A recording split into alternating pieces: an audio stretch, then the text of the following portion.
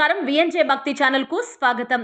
రాపూరు మండలం సిద్ధవరం గ్రామంలో వెలసి ఉన్న శ్రీ ప్రసన్న వెంకటేశ్వర స్వామి దేవస్థానంలో ముక్కోటి ద్వార దర్శనం సందర్భంగా భక్తులు పెద్ద సంఖ్యలో తరలివచ్చారు। తెల్లవారుజామున నుండే ఆలయ ప్రాంగణం భక్తులతో కిటకిటలాడింది। ప్రత్యేక పూజలు, అభిషేకాలు, వేద మంత్రోచ్చారణల నడుమ స్వామివారికి ముక్కోటి ద్వార దర్శనం ఘనంగా నిర్వహించారు। ఈ పవిత్ర దర్శనం కోసం పరిసర గ్రామాల నుండి కూడా భక్తులు తరలివచ్చి స్వామివారి కృపకు పాత్రులయ్యారు। ముక్కోటి ద్వార దర్శనం అనంతరం శ్రీ ప్రసన్న వెంకటేశ్వర స్వామి గ్రామోత్సవంగా గ్రామం వీధుల్లో భవ్యంగా విహరించారు। స్వామివారి ఊరేగింపులో భక్తులు గోవింద నామ సంకీర్తనలతో పాల్గొని ఉత్సవానికి మరింత శోభను చేకూర్చారు। గ్రామమంతా పండుగ వాతావరణం నెలకొంది। ఈ కార్యక్రమాన్ని ఆలయ కమిటీ సభ్యులు, గ్రామ పెద్దలు సమన్వయంతో విజయవంతంగా నిర్వహించారు। భక్తులు అన్నదానం, తాగునీటి సౌకర్యాలు ఏర్పాటు చేశారు।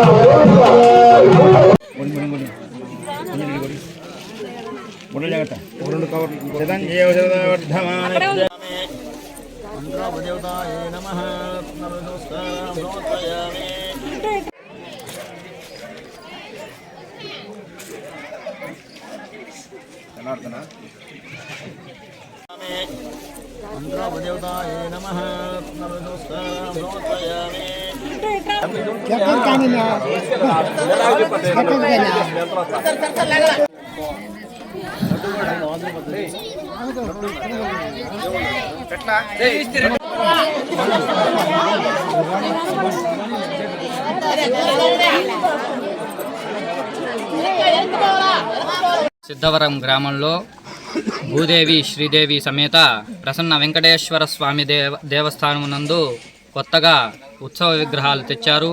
వాటికి అభిషేక కార్యక్రమాలు, పంచామృత అభిషేకాలు, పొద్దున్నుంచి మధ్యాహ్నం వరకు అభిషేక కార్యక్రమాలు, వెంకటేశ్వర స్వామి వారి కళ్యాణ మహోత్సవము అంగరంగ వైభవంగా బాగా జరిగింది।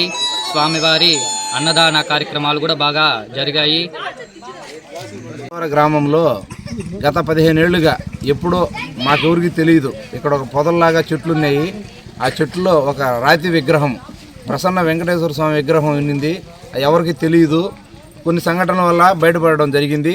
దాన్ని అక్కడే నిర్మించి దానికి మంచి చెడ్డ చేయడం కూడా జరిగింది। ఈరోజు గ్రామస్తులు